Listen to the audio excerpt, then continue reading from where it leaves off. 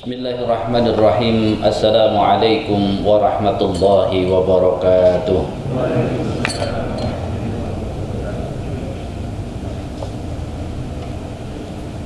Alhamdulillah Al-Qail ihdinas siratal mustaqim siratal ladzina an'amta 'alaihim ghairil maghdubi 'alaihim waladdallin.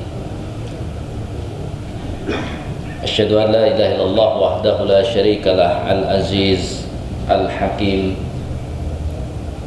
wa asyhadu anna Muhammadan 'abduhu wa rasuluh shadiqul wa'dil amin. Allahumma fassalli wa sallim ala Muhammadin wa ala alihi wa sahbihi ajma'in, amma ba'd. Qala ta'ala ya ayyuhalladzina amanu taqullaha haqqa tuqatih wa la tamutunna illa wa antum muslimun.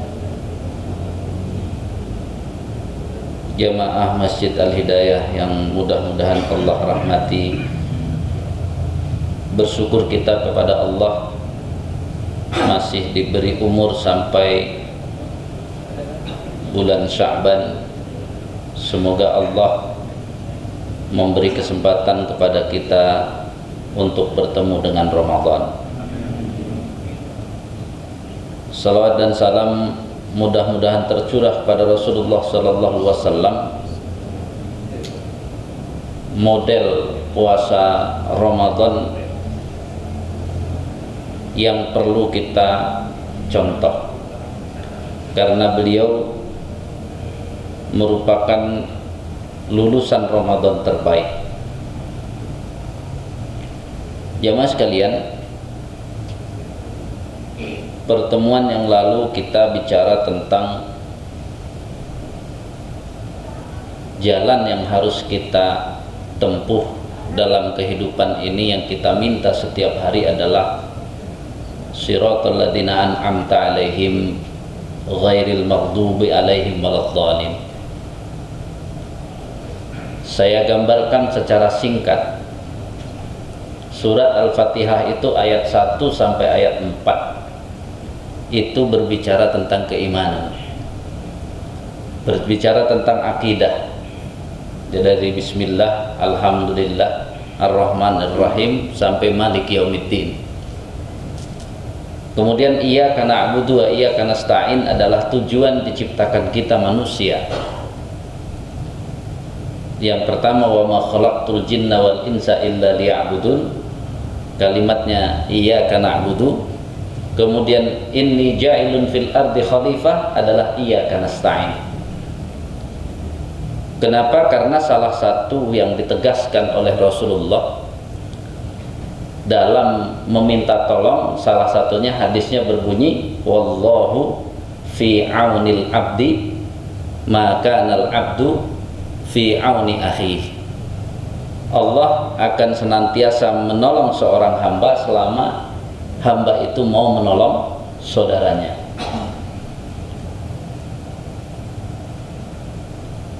Akidah adalah pola pikir. Iyyaka na'budu wa iyyaka nasta'in adalah pola amal. Sepertinya kaum muslimin berhenti di iyyaka na'budu wa iyyaka nasta'in, sehingga kalau amalnya agak beda dikit berantem. Padahal harusnya lanjutkan ayatnya, ihdinas siratal mustaqim. Engkau harus paham untuk menyatukan perbedaan amal yang kemungkinan secara ilmu dibenarkan itu ada pada kalimat as-sirat. Kita itu disuruh menjalani jalannya, sehingga kalau sudah bicara jalan, bedanya bukan antar fikih, bedanya bukan furu'iyah, tapi kata Allah jalan itu bedanya antara siratal ladzina an'amta 'alaihim, jalan Islam, dengan ghairil maghdubi 'alaihim. Al-maghdub 'alaihim, tafsir Jalalain menyatakan humul yahud ya.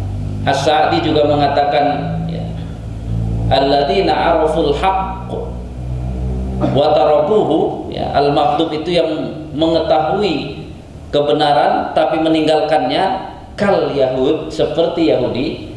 Atau Ibnu Katsir yang mengatakan, nanti mengomentari tentang ghairil maghdubi alaihim waladdallin. Al-maghdub alaihim dan ad-dallin itu Ibnu Katsir mengatakan thariqata, dua jalan al-yahud wan nasara, Yahudi dan Nasrani.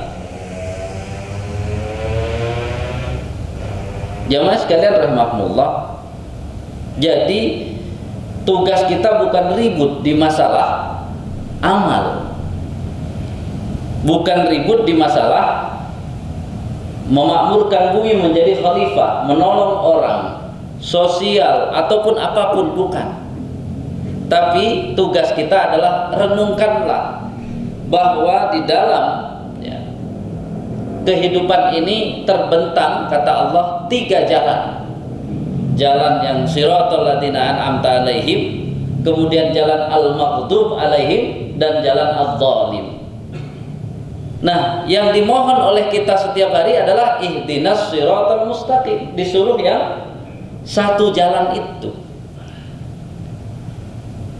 Jamaah sekalian, saya beri tugas saya ini kan memahamkan, paling susah kan memahamkan, Pak. Kalau cuman ngajari mah gampang, paham nggak paham yang penting udah disampaikan gitu ya. Saya ingin memahamkan. Kalau secara amal sholat subuh pakai kunut dengan tidak pakai kunut, maka secara amal kelihatan sama atau berbeda? Berbeda amalnya. Tapi kalau kita bicara as-sirat, salah satu penentuan as-sirat itu bisa dilihat dari tujuannya. Salah satu melihat tujuan dari niatnya. Sekarang cari, ada nggak kiai yang mengajarkan niat sholat subuh di kalangan orang Nahdiyin misalnya, itu usoli fardhos subhi rakaataini ma'al kunuti, ada nggak yang mengajarkan begitu? Tetap saja kan walaupun pakai kunut tapi niatnya hanya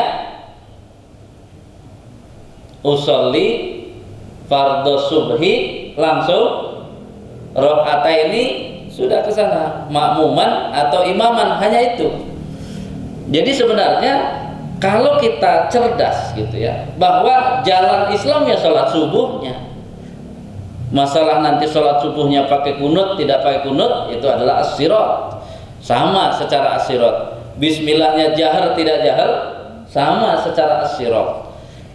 Jadi kita disuruh setiap hari itu jangan sibuk pada iyyaka na'budu wa iyyaka nasta'in, lupa langkah berikutnya, bahwa kalau namanya amal pasti akan ada beda kan. Artinya beda kan bukan hanya beda secara tadi pelaksanaan, bisa apa? Kemampuan orang juga namanya iyyaka na'budu wa iyyaka nasta'in pasti berbeda-beda. Tapi walaupun berbeda jangan dianggap beda jalan. Selama ini kan kita kalau sudah beda seperti apa? Ya musuh. Kalau musuh kita kena tadinya siratal ladzina an'amta alaihim, karena bermusuhan menjadi al-maghdub. Tiba-tiba mensukseskan agenda Yahudi karena berantem mulu, pasti kaum muslimin lemah. Maka untuk mengetahui jalan, apapun jalan, bahkan kalau kita runut dari Yahudi, kemudian Nasrani, orang-orang munafik, kemudian sampai kepada iblis pun, itu kan tugasnya apa? Yasudduna an sabilillah. Bagaimana caranya menghalangi dari jalan Allah, hanya itu saja. Coba kalau kita mau seteori apapun, ujung-ujungnya ingin menghalangi jalan Allah, biar jalan Allah itu tidak dilalui. Ini poin yang harus dipahami oleh kita. Nah, nanti akan saya giring yang hilang dari Ramadan itu malah tujuannya nanti. Tujuannya sama karakternya hilang. Nanti kita coba lihat. Memang secara iyyaka na'budu wa iyyaka nasta'in kita melihat semarak sekali Ramadan itu. Tapi begitu ditekan secara tujuan, jadi lupa loh, kok yang penting kan semarak, yang penting meriah Ramadannya, tapi tujuannya Sama aja bapak buka toko rame terus tiap hari, tapi pas pembukuan rugi. Gimana coba? Pembukuannya rugi, padahal kelihatannya rame. Ini kelemahan kita tuh di situ.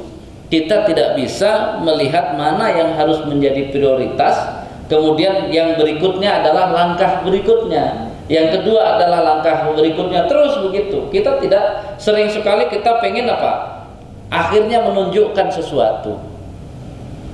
Gini saja jemaah sekalian rahimakumullah, kalau saya tanya sholat sakit, ya, sholat ketika sakit dan sholat ketika sehat, mana lebih khusyuk? Kan kita jujur, mana lebih khusyuk ya? Sholat ya, dalam keadaan sakit atau sholat dalam keadaan sehat? Saya tanya lagi, waktu bapak sholat dalam keadaan sakit, bisa sampai nangis tuh nangis pengen sembuh atau nangis menikmati berjumpa dengan Allah? Nah, berarti nggak khusyuk juga.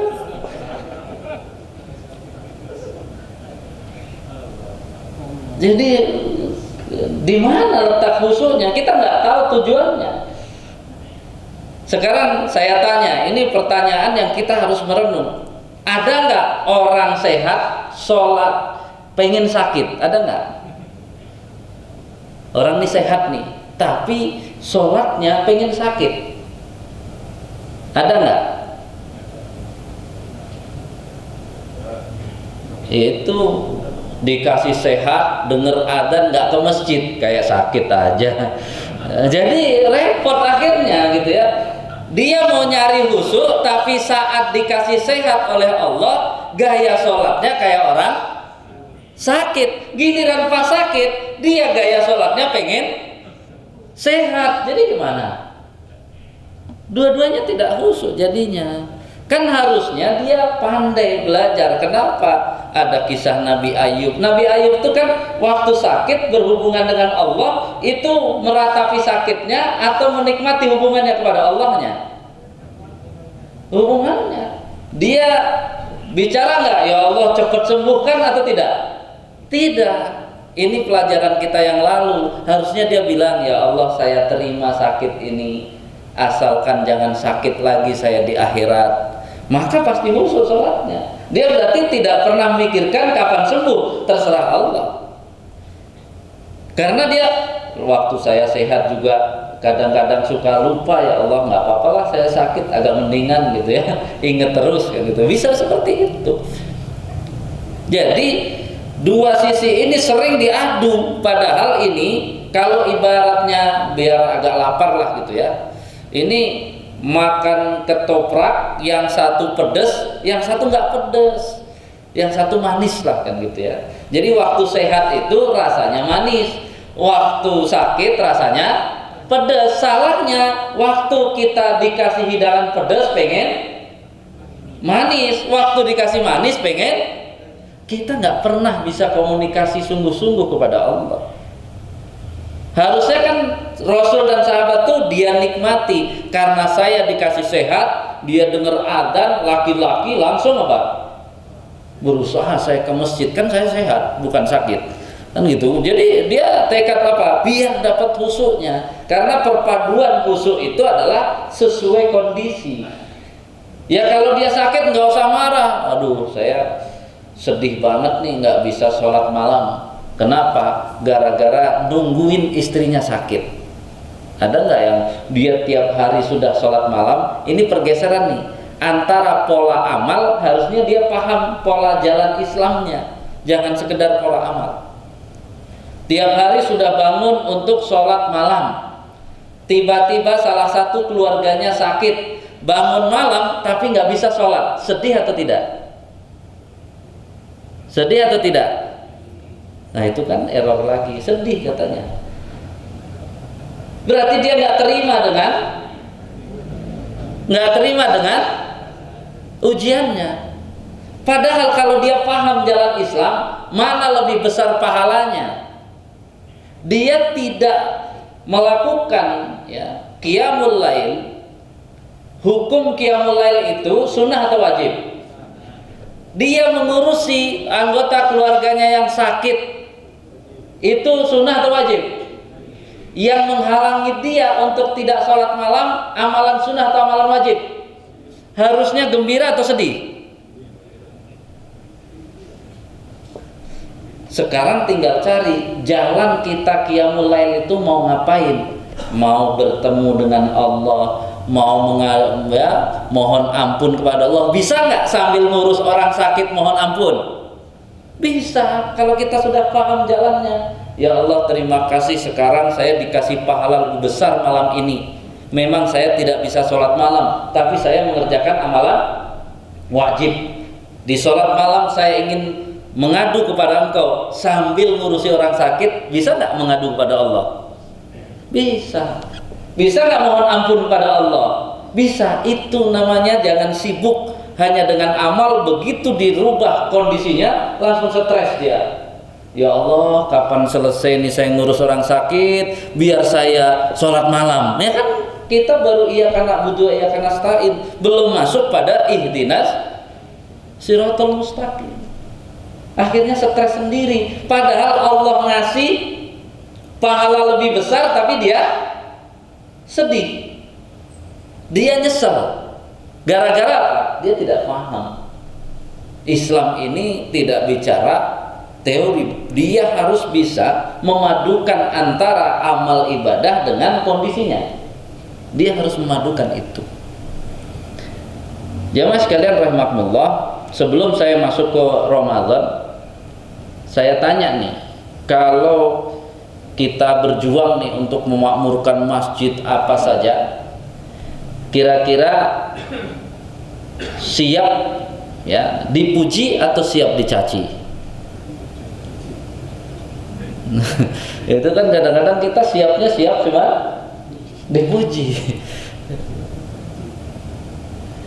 Hidup ini Pak, untuk menjalani jalan Allah, itu ayatnya kan sudah jelas. Yuriduna liyutfi'u nurallah. Kira-kira kata yuridunya itu kan terus menerus karena fi'lul mudhari. Itu jamak hum, berarti sebenarnya yang berusaha, ingin berusaha memadamkan cahaya Allah itu banyak atau sedikit? Banyak Pak,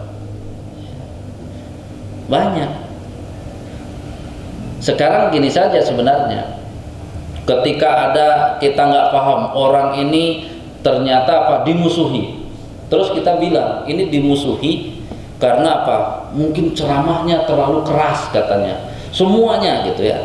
Kita kayaknya benar saja teorinya gitu ya. Kalau saya tanya, Rasulullah dakwahnya sangat baik, mulia atau gerasa-gerusu? Sangat baik kan gitu ya. Suka menolong orang nggak? Suka menolong kan. Rasulullah itu apa saja ya, berbuat baik, lemah lembut atau keras? Lemah lembut. Pertanyaannya, Rasulullah banyak dicaci nggak? Nah terus kenapa Rasulullah banyak dicaci? Ada yang berbuat nggak baik Rasulullah? Tidak ada. Jadi kita semua ini selama ini pengen kita saking seringnya pelajaran Islam itu cuma dikasih yang enak-enaknya saja, seolah-olah kalau sudah imannya bagus, amalnya bagus, maka hidupnya enak. Nah inilah penyakit al-wahan, itulah sebenarnya tujuan dari semua, dari Yahudi, Nasrani dan sebagainya. Cara melemahkan umat Islam kalau berdasarkan hadis Rasul, caranya gimana? Jadikan cinta dunia dan takut mati, kan hanya itu aja. Maka hari ini kita kan ngomong apa saja, kita sepertinya nanti kalau ngomong Islam dibully, ngomong ini, karena memang kita hidup di zaman yang membuat gengsi dan merasa hebat itu 4 hal. Yang pertama kekuasaan. Jadi keberhasilan tadi al-maghdub alaihim dan ad-dhalin itu sekarang sedang berada di puncak ya, dominasi, sehingga Kalau bisa orang Islam itu yang pertama bangga kalau punya kekuasaan. Hanya bangga saja. Mau dia tidak amanah apa, pokoknya bangga karena menjadi penguasa, gagah dia. Yang kedua apa? Menjadi orang kaya. Makanya dulu untuk jadi sultan aja dicari darah biru. Kalau sekarang kaya langsung dibilang sultan. Jadi saya itu menunjukkan apa? Kalau udah sultan itu udah hebat. Jadi kehebatannya satu menjadi penguasa, yang satu menjadi ya memiliki kekayaan, yang ketiga popularitas. Kalau sudah terkenal itu menjadi apa? Hebat. Yang terakhir itu adalah apa? Kecantikan dan ketampanan. Jadi kita berada hidup di zaman yang seperti ini. Sehingga memahamkan Islam itu perlu ekstra ya, apa kita sebut ya, harus benar-benar pelan-pelan, perlahan sampai benar-benar ngerti. Kenapa? Karena kajian yang banyak dikunjungi itu kalau bicara Islam kira-kira ujungnya manis atau pahit? Kalau bapak banyak sedekah, insya Allah nanti rizkinya tambah lancar. Giliran dia sedekah ternyata seret, terus gimana? Jadi kita cuman ya, karena apa? Karena yang kita cari kenikmatannya adalah al-wahan tadi. Dia sudah hitung-hitung, kalau saya keluar sekian nanti saya dapat sekian di dunia ini. Padahal yang kemarin sudah kita sampaikan, namanya kepastian itu bukan di dunia ini. Adakah kesempatan sahabat Nabi itu menggunakan uangnya untuk enak-enak di dunia? Nggak ada mereka ya, nggak ada. Jadi Rasulullah kalau ditanya siapa yang infaknya paling besar, Rasulullah. Nggak ada namanya infak paling besar, Rasulullah. Hidup Rasulullah enak-enakan nggak? Pak, hidup Rasulullah enak-enakan nggak? Padahal infaknya paling besar nggak? Paling besar. Enak di surganya. Makanya yang perlu disetel itu adalah diri kita. Karena tugas seperti saya ini, bapak tetap istiqomah dalam Islam walaupun dunia ini runtuh. Kan itu kan sebenarnya tugas seorang apa? Seorang guru, seorang itu kan tugasnya itu. Makanya infak terus, mau disebut kok kamu rizkinya seret, nggak ada hubungan sama rezeki seret saya, karena namanya infak itu salah satu maknanya kan apa? Memindahkan rekening. Memindahkan rekening. Di sini nggak ada, tapi rekening bapak di sini, di sana banyak. Artinya apa? Ya dunia kan seperti itu. Khadijah, ini Khadijah radhiyallahu anha, istri Rasulullah itu kurang kaya seperti apa, tapi lihat jiwa Khadijah yang sudah paham tentang Islam. Maka salah satu pesan Khadijah yang perlu kita tangisi adalah ketika Khadijah seluruhnya, pertanyaan saya, seluruh hartanya dipakai nggak untuk Islam? Sampai nggak tersisa. Tapi walaupun hartanya tidak tersisa, ada nggak semangat Khadijah untuk berkorban bagi Islam ini? Pesan beliau, ya Rasulullah, kalau seandainya aku wafat duluan, lalu dakwah Islam itu harus menyeberangi satu wilayah, dan setelah dicari nggak ada lagi ya untuk menyeberangi itu, kau gali kuburku, kau gunakan tulang-tulangku untuk dijadikan jembatannya. Jadi seolah-olah Khadijah itu apalagi nih yang saya ingin pakai untuk Islam, apalagi sampai segitu. Jadi jamaah sekalian rahimakumullah, maka ketika kita bicara Ramadan, saya tinggal menyebut saja tujuan Ramadan itu apa tujuannya? La'allakum tattaqun, agar kita menjadi orang yang bertakwa. Kemudian nih kita bicara jangan amal ya, tapi kita masuk kepada memahami ihdinas siratal mustaqim ini. Kemudian karakter Ramadan itu sudah disebutkan oleh Ibnu Katsir dalam tafsirnya sebenarnya.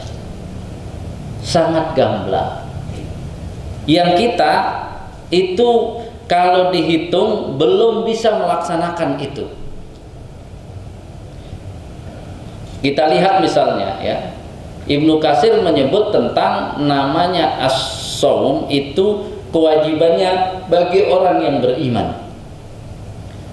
Konsekuensi menjadi orang beriman itu adalah banyak ilmu dan memahaminya. Fahami dulu.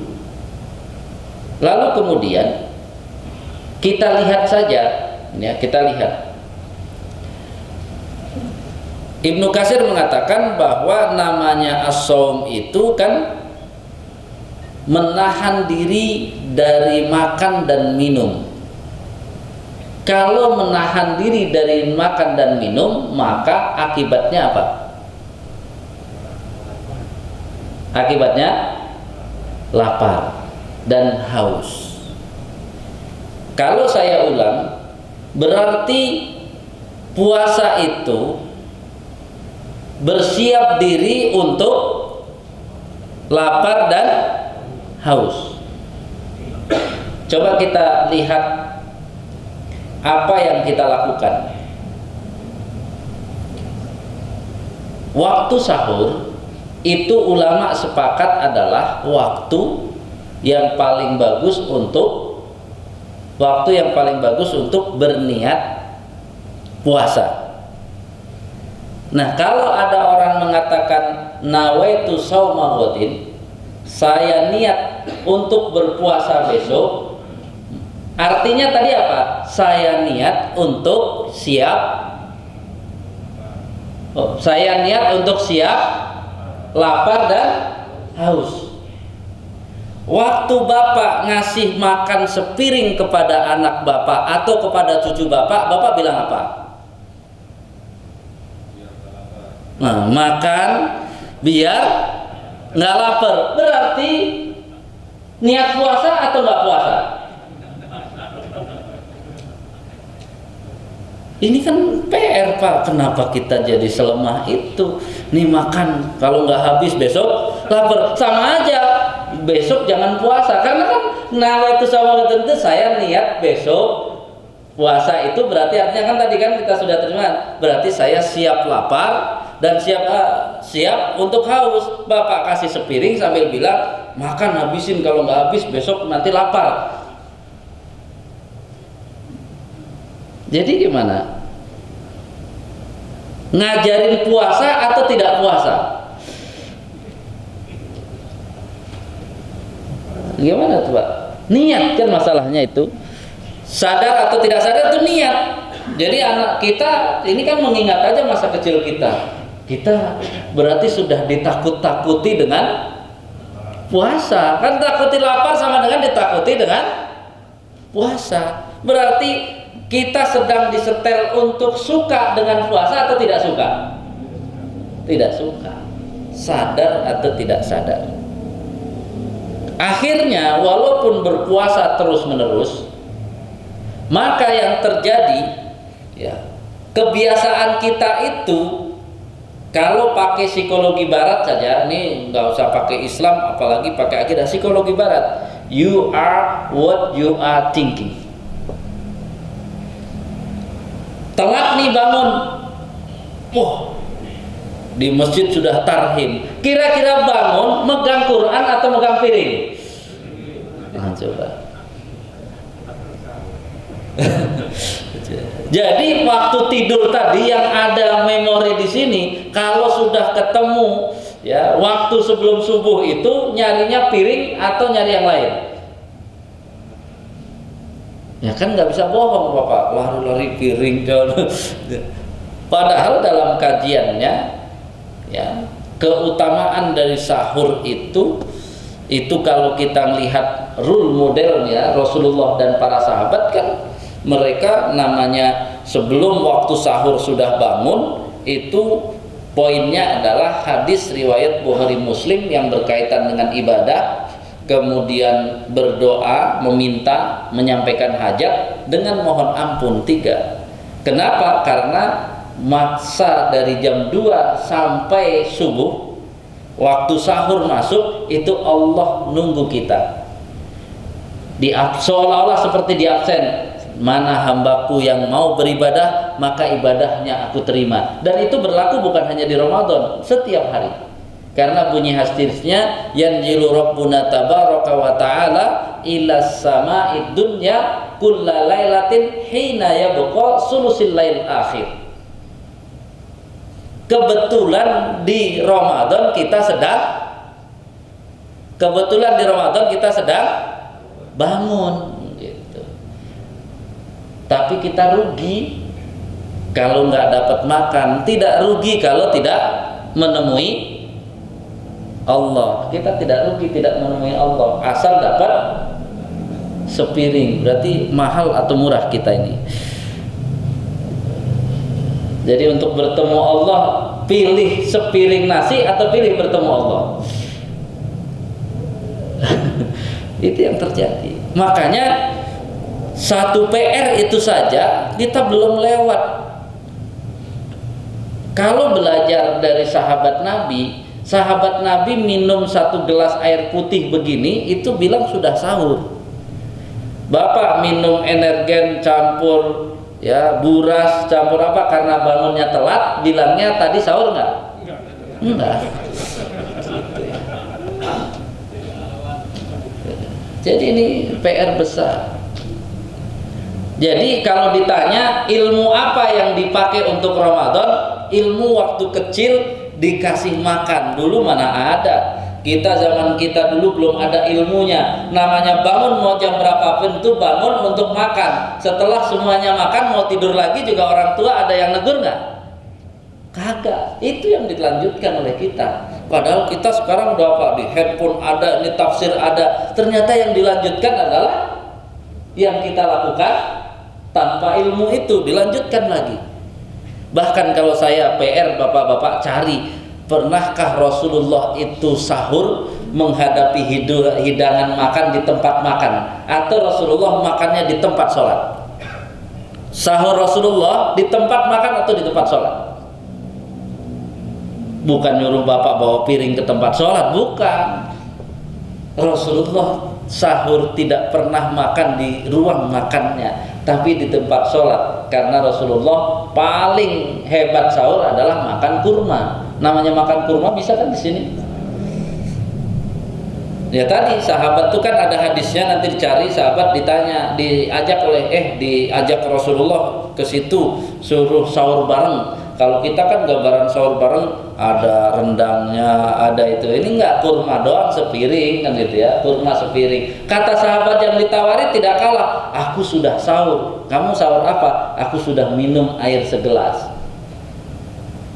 Kenapa Pak? Mereka niat banget. Namanya niat puasa kan tadi niat apa? Niat lapar, niat dahaga. Siap mereka. Bener niatnya. Makanya di beberapa tempat saya tanya, sahur itu apa? Makan malam. Jadi jawabannya lucu-lucu. Makan biar kuat gitu. Emang kalau nggak makan nggak kuat. Ini PR. Kemudian masuk lagi coba pemahamannya. Ibnu Katsir mengatakan bahwa di dalam puasa itu adalah lima fihi min tazkiyatin nufus. Ada proses pensucian jiwa. Nih, kita kan sebagai orang Islam harus yakin namanya ya Ramadan, saum itu lebih hebat dari tazkiyatun nafas yang lain. Tapi karakter tazkiyatun nafas itu tetap ada kemiripannya walaupun bukan dari Islam. Contoh tazkiyatun nafas yang bukan dari Islam apa? Bersemedi. Pertanyaannya sederhana. Waktu bersemedi itu kira-kira banyak makan atau nggak makan? Nggak makan. Kira-kira jadi nggak semedi sambil bawa kacang gitu ya? Ngunyah. Jadi nggak semedi? Tidak. Pertanyaannya, efektif atau tidak ketika kita di Ramadan mau tazkiyatun nafas tapi kita tidak mengurangi makan, efektif nggak? Nanti diejek sama yang suka bersemedi, masa tasqiyatun nafas begitu? Asalnya yang dilakukan oleh Rasulullah dan para sahabat memang tazkiyatun nafas di Ramadan itu sudah kualitasnya sudah melebihi orang yang bersemedi. Memang benar-benar tidak memikirkan makan. Yang dipikirkan adalah bagaimana tazkiyatun nafas itu. Sehingga Ibnu Katsir juga menyinggung ada kesehatan jasmani. Kenapa? Dengan cara membersihkan jasmani itu. Nanti digabung dengan membersihkan dari semua kotor-kotoran jasmani dan rohani. Kan kalau Bapak mau menguras suatu wadah, itu kira-kira ngurasnya harus dikosongi atau diisi terus? Dikosongi.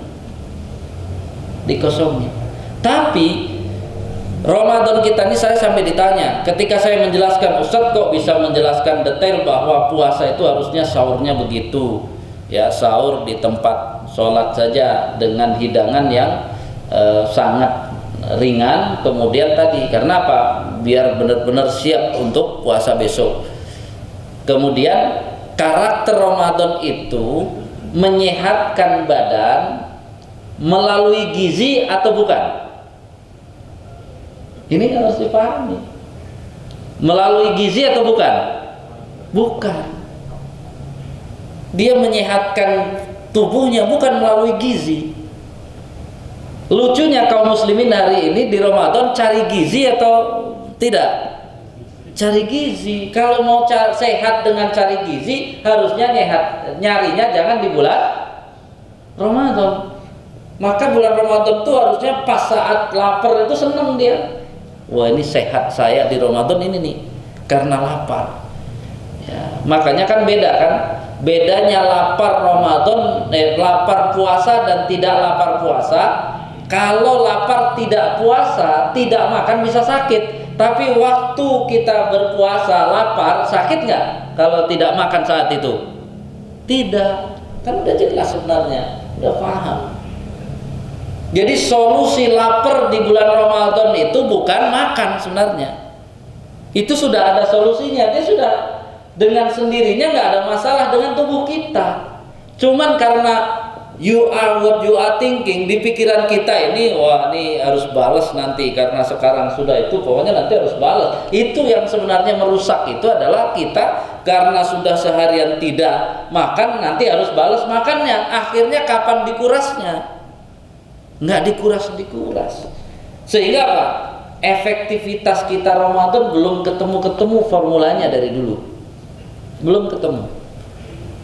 Sehingga apa yang disebut oleh Ibnu Katsir tentang pensucian jiwa, pembersihan jasmani tidak terjadi. Ketika tidak terjadi, maka akhirnya sekarang yang banyak dijelaskan tidak mendasar di sini langsung. Di Ramadan mah yang penting banyak baca Quran, banyak infak, banyak sodako. Ketika saya ditanya, Ustadz kalau khatam Al-Qurannya banyak, qiyamul lailnya semangat, infaknya banyak, walaupun makannya banyak, boleh nggak? Gitu.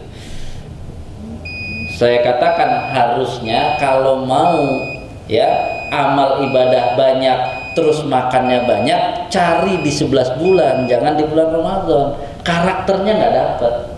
Karakter Ramadan itu adalah banyak amalan ibadah dan lain-lain, tapi makannya sedikit, lebih banyak laparnya.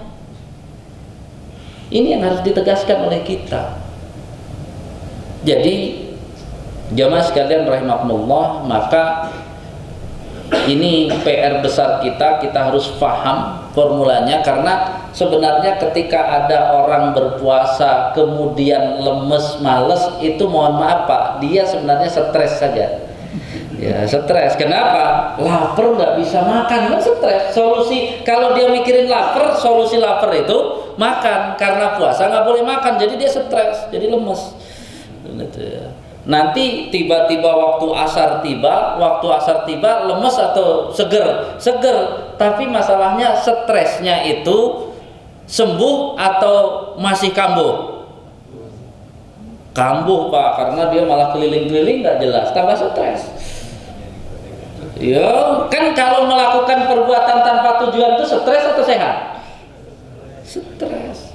Bahkan kalau kita bicara husnul, tadi subuh udah baca 1 juz, habis duhur 1 juz, habis asar keliling-keliling nggak ngapa-ngapain, ngerumpi ngobrol, waktu maghrib pulang, husnul khotimah atau su'ul khotimah? Kalau tiap maghrib su'ul khotimah 30 hari dapat apa? Untung apa rugi?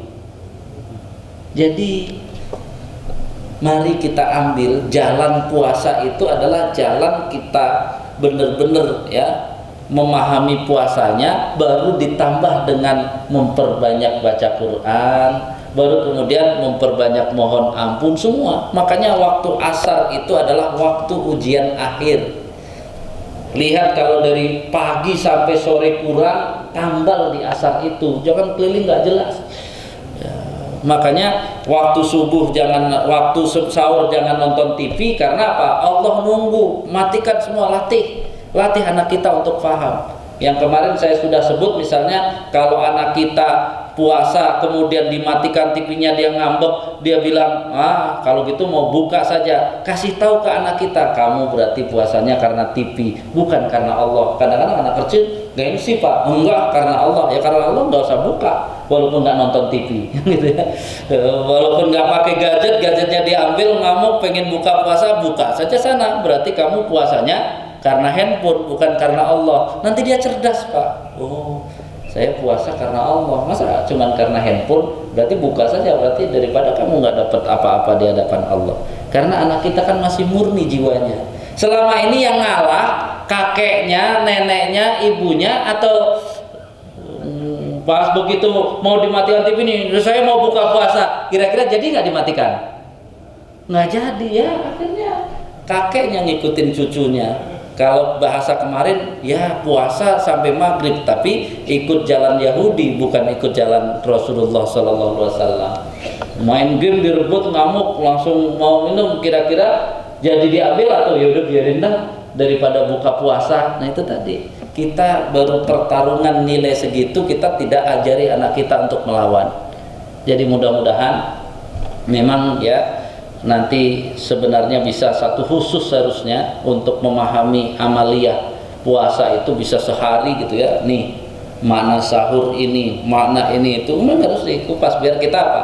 Sudah dijalankan atau belum. Baru kemudian apa? Kita bismillah, banyak tadarusnya, banyak qiyamulailnya, tapi puasanya lulus dulu. Karena perintahnya adalah kutiba alaikumusiyam. Memang nanti di dalamnya ada banyak tadarus, tapi perintahnya siamnya. Jadi karakter tujuan Ramadan itu takwa, modalnya adalah puasa, di mana puasa itu adalah lebih sedikit memikirkan ya kebutuhan jasmaninya, dan lebih dominan dan lebih banyak memasukkan kebutuhan rohani yang selama ini 11 bulan bisa jadi kurang. Tapi kita kebalik, kita dari tadi bangun inget piring, siang-siang lemes nggak bisa makan, sore-sore pokoknya pas maghrib tuh sampai makan kenyang, baru nggak apa-apa sholat maghrib terlambat, udah itu baru dipotong tarawih, habis tarawih makan lagi. Jadi kapan kita ingat puasanya? Jangan-jangan yang diingat kita nanti makan lagi. Mudah-mudahan ini bisa dicerna dan kita bisa memulai tahun ini, kalau diberi kesempatan Allah, mudah-mudahan bisa menjalani jalan Ramadannya. Jangan bicara amal tanpa memahami tujuannya dan karakter Ramadan yang akan kita laksanakan. Subhanaka Allahumma wa bihamdika asyhadu an la ilaha illa anta astaghfiruka wa atubu ilaik. Assalamualaikum warahmatullahi wabarakatuh.